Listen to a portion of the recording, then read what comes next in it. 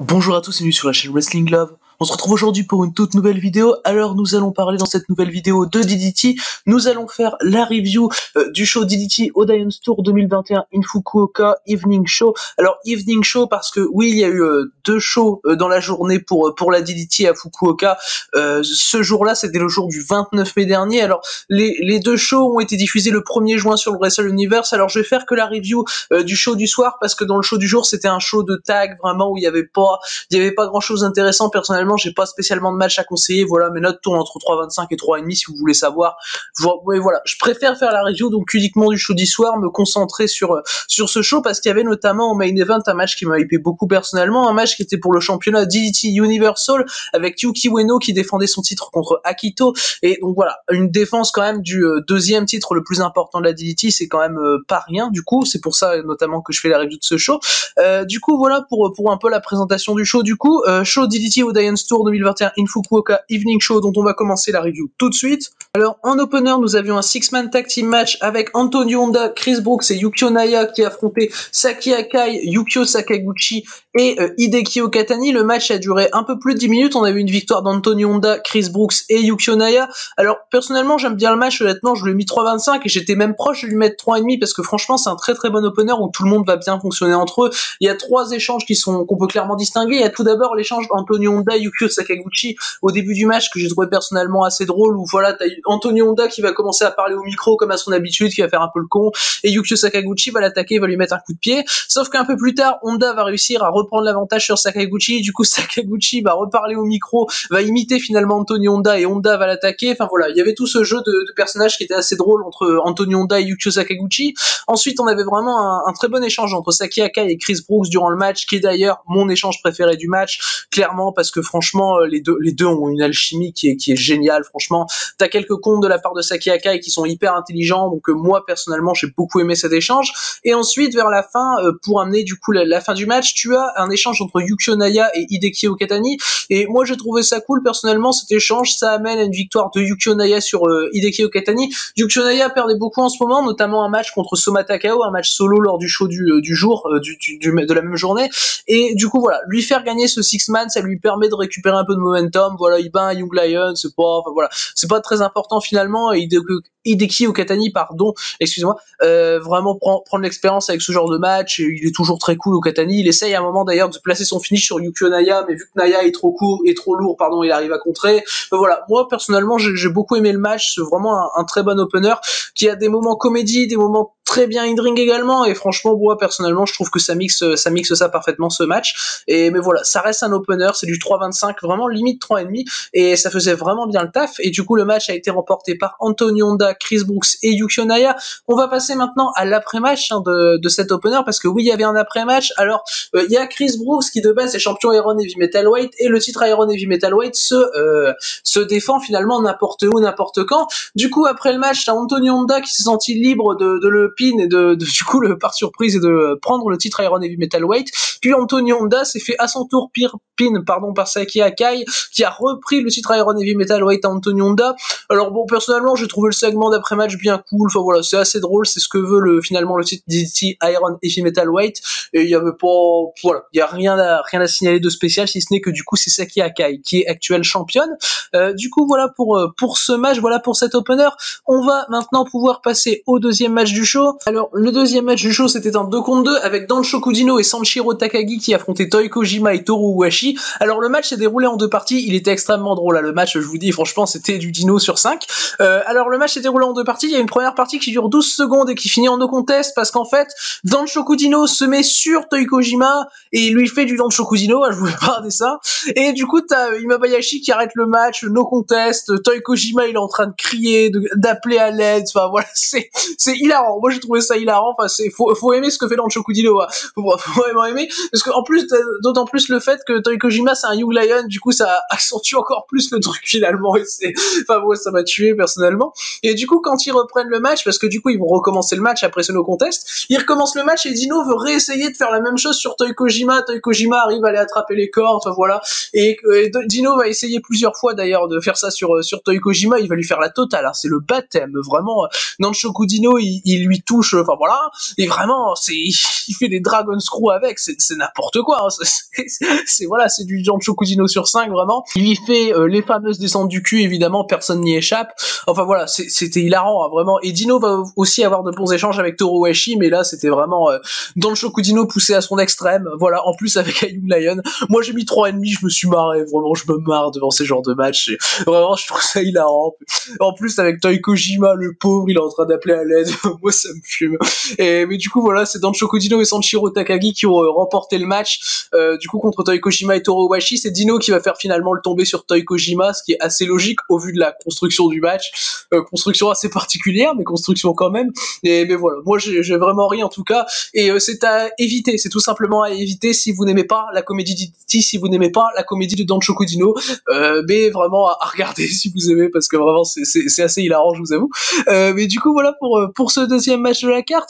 On va maintenant pouvoir passer au troisième match du show. Le troisième match du show, c'était un match par équipe là aussi, avec Kazusada Higuchi et Yuki Ino qui ont affronté Soma Takao et Azul Dragon. Azul Dragon qui n'apparaît pas très souvent chez DDT, il apparaît quelquefois dans des petits house shows. Enfin voilà, il est vraiment pas régulier chez DDT Azul Dragon, si c'est la première fois dont vous m'entendez parler dans une vidéo. Alors le match du coup va durer un peu moins de 10 minutes. On va avoir une victoire logique de Soma Takao et d'Azul Dragon, avec Soma Takao qui va gagner le match pour son équipe. Vraiment voilà, c'était logique qu'il donne la victoire à Soma Takao. Soma Takao, franchement, en ce moment, je trouve que depuis son opportunité au Trish Universal, je le dis et je le répète, franchement, je trouve qu'il a vraiment, il a passé un cap. Déjà que de base je l'adore, mais je le trouve encore plus haut. Donc vraiment voilà, vraiment ils font un truc intéressant avec Soma Takao. Il a un bon teamwork avec Azul Dragon, pour le coup, que je trouve que c'est un bon catcheur Azul Dragon, même si je l'ai peu vu finalement. Et puis en face, t'as Higuchi qui met toujours des chops assez impactants. C'est d'ailleurs Kazusada Higuchi qui commence le match, et franchement il essaye, franchement il arrive finalement à donner de l'intensité au match dès son début. Donc voilà, moi personnellement j'ai bien aimé. Après c'est pas un match exceptionnel, voilà, c'est du 3-25, ça se regarde, c'est vraiment du milieu de carte, et je pense même que c'est le moins bon match du show, pour vous dire, mais ça reste vraiment très cool. C'est pour vous dire à quel point le show est bon, franchement. Mais voilà, du coup victoire de Soma Takao et d'Azul Dragon dans ce match qui est vraiment très bon, et dans la continuité du show, voilà, ça fait vraiment son taf. C'est pas excellent, mais c'est vraiment digeste, ce genre de match. C'est moins de 10 minutes et l'action est vraiment très bonne. Et même Yuki Ino, j'en ai pas parlé, mais Yuki Ino est vraiment bon également dans le match, hein. Il y a rien acheté en tout cas. Mais du coup voilà pour ce troisième match de la carte. On va maintenant pouvoir passer du coup au quatrième des 6 matchs du show. Le quatrième match, c'était un 6-man tag team match avec Daisuke Sasaki, Tetsuya Endo et Yuri Ino qui affrontaient Konosuke Takeshita, Mao et Shunma Katsumata. Alors c'est un match qui a duré un peu moins de 13 minutes. On a eu une victoire logique de Damnation, dont Daisuke Sasaki, Tetsuya Endo et Yuri Ino, avec Yuri Ino qui a gagné le match en faisant le tomber sur Mao, avec d'ailleurs une last strike powerbomb. Alors le match est vraiment bon. Bon, personnellement voilà, c'est pas le match qui va être excellent, mais franchement ça fait le taf tout le long. C'est 13 vraiment très bonnes minutes, très intense. Moi personnellement j'ai mis 3,5. Alors ça commence très bien le match avec un très bon échange entre Tetsuya Endo et Mao, où voilà, Mao va jouer très bien son rôle d'underdog, que ce soit contre Mao, même que ce soit contre Endo, contre Daisuke Sasaki qui va arriver du coup juste après Endo pour aller affronter Mao, mais Mao va directement contrer Sasaki, franchement, dès qu'il entre sur le ring, et ça j'ai trouvé ça très bien dans la continuité des choses. Mao qui fait un arm drag direct sur Sasaki, qui prend le dessus, j'ai trouvé ça bien personnellement. Et évidemment l'échange de fin entre Mao et Yuri Ino va montrer au mieux finalement le rôle d'underdog qu'a Mao durant le match. Vraiment aussi peut-être un petit truc que j'aurais aimé, c'est qu'on ait plus d'échanges Tetsuya Endo, Konosuke Takeshita, parce que c'est toujours génial les échanges Endo Takeshita. Là on en a eu très peu, mais le peu d'interactions qu'ils ont eu, c'était vraiment très bien. Je me souviens notamment à la fin, vraiment pour qu'Endo dégage Takeshita du ring pour laisser champ libre à Yuri Ino, Endo va faire un enchaînement Jawbreaker, et je sais plus quel move il fait derrière. Il fait un Jawbreaker et je crois un headbutt, et c'est vraiment rien que ça. Tu sens que c'est fluide et tu sens que franchement ça peut continuer. Et enfin voilà, c'est toujours assez cool de voir des détails comme ça. Mais le match reste vraiment évidemment très bon. Takeshita va claquer un gros coup de genou dans le match d'ailleurs. Et non oui, vraiment bon match. C'est un 3,5, ça fait son taf. C'était peut-être un peu trop long vraiment, et pourtant c'est même pas le match le plus long du show, et vraiment de loin, c'est pas du tout le plus long du show, mais vraiment sur la fin, tu sens qu'il y a peut-être 1 minute de trop, et c'est peut-être assez dommage, mais dans tous les cas j'aurais mis 3,5, et c'est vraiment un match qui se regarde très facilement facilement un match digeste, hein, encore une fois, vraiment pour ce show, avec une victoire donc logique hein, de Damnation qui défendent, on le rappelle, dans le show du lendemain, qui est diffusé du coup le 2 juin. Dans le show du lendemain, ils défendent pardon leur championnat KOD Six Man. Donc voilà, j'ai trouvé ça assez logique qu'ils prennent la victoire ici. Du coup voilà pour ce match, on va maintenant pouvoir passer au pré-main event de ce show DDT Audience Tour 2021 in Fukuoka Evening Show. Alors c'était ce pré-main event un autre six-man tag team match avec Arashima, Kazuki Hirata et Naomi Yoshimura, donc Disaster Box, qui affrontaient Yusuke Okada et Junretsu, donc Jun Akiyama et Makoto Oishi. Le match a duré un peu moins de 20 minutes, on a eu une victoire de Disaster Box, donc Arashima, Hirata et Naomi Yoshimura, avec Arashima qui a gagné par soumission sur Yusuke Okada. Alors d'ailleurs le finish, je vais en parler tout de suite du coup vu qu'on l'aborde, je vais en parler tout de suite du finish. Alors c'est Arashima qui fait son finish sur Yusuke Okada, mais qui décide de pas faire le tomber sur Yusuke Okada et plutôt de le soumettre pour vraiment impressionner Jun Akiyama qui est à côté. C'est vraiment un jeu très psychologique entre Arashima et Akiyama, et ça j'ai trouvé ça vraiment très bien. D'ailleurs du coup on va reparler maintenant plus du match en lui-même, qui commence du coup avec un échange Akiyama-Arashima qui est vraiment très cool, et en plus t'as un petit moment qui est drôle justement au début du match où en fait de base c'est pour un échange Kazuki Hirata et Jun Akiyama, mais Akiyama il veut pas voir Hirata, du coup il arrive coup de boule sur Hirata et je veux pas de ta comédie, moi je veux du sérieux. Du coup t'as Arashima qui débarque dans le ring et t'as le match qui commence, et moi c'est un petit début de match qui m'a vraiment fait rire personnellement. Après Akiyama il a aussi un bon échange avec Naomi Yoshimura, enfin voilà, Akiyama il est bon avec tout le monde.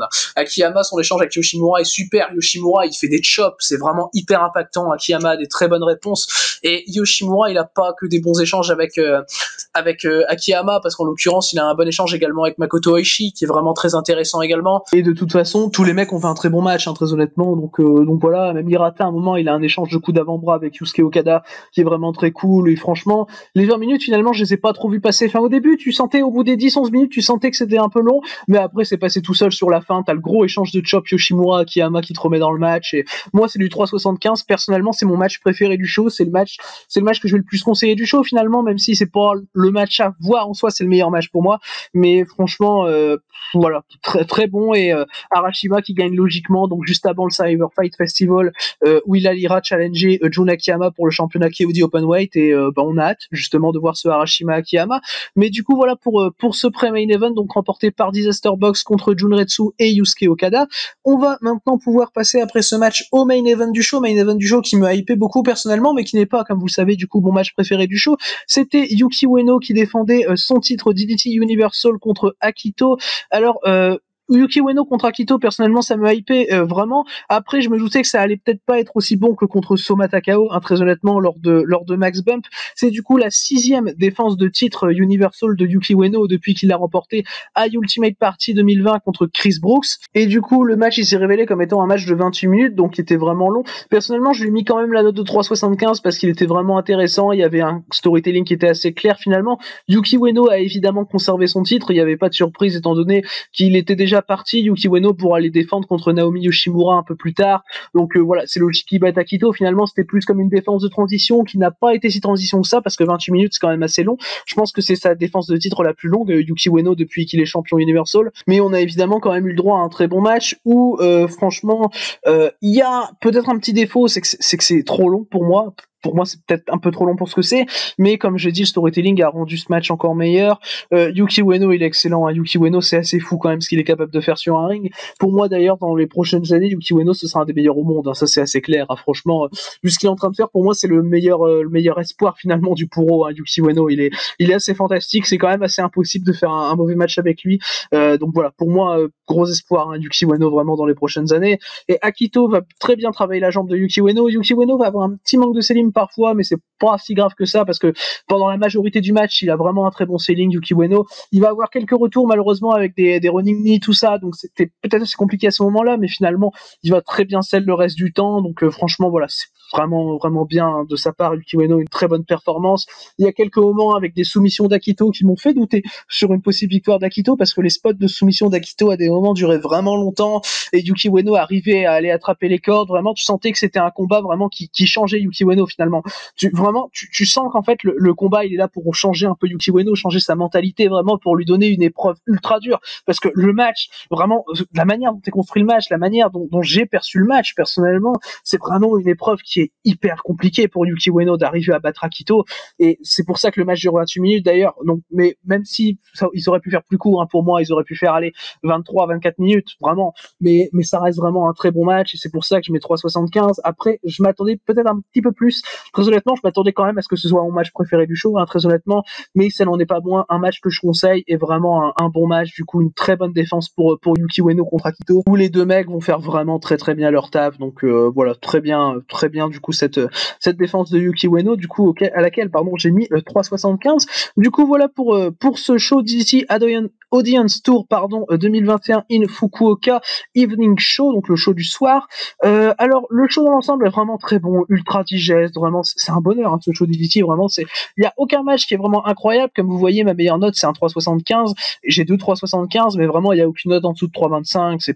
C'est propre tout le long, vraiment il y a aucun mauvais match, tous les matchs ont une construction claire, bien faite, c'est très plaisant à voir, et franchement c'est que ce qu'on est de la comédie avec dans Chokudino, ou du pur in-ring, pur storytelling avec Ueno et Akito. Enfin voilà, c'est vraiment très très digeste en tout cas ce show, du coup vraiment que j'ai vraiment bien aimé, même s'il n'y a pas de match vraiment qui est exceptionnel, ça reste un très très bon show que je conseille personnellement dans son intégralité. Après personnellement, si vous regardez pas le show dans son intégralité, je vous conseille vraiment de regarder les deux derniers matchs. Pour moi, c'est ce qui vaut le plus le coup, du coup, et le tag avec Danshokudino et Toi Kojima, si vous aimez la comédie DDT, je pense qu'il peut bien vous divertir. Mais du coup voilà pour ce show, voilà pour cette review donc de DDT Audience Tour 2021 in Fukuoka Evening Show. J'espère qu'elle vous aura plu. Merci à vous d'avoir écouté cette vidéo, et du coup d'ici les prochaines vidéos, je vous dis à la prochaine.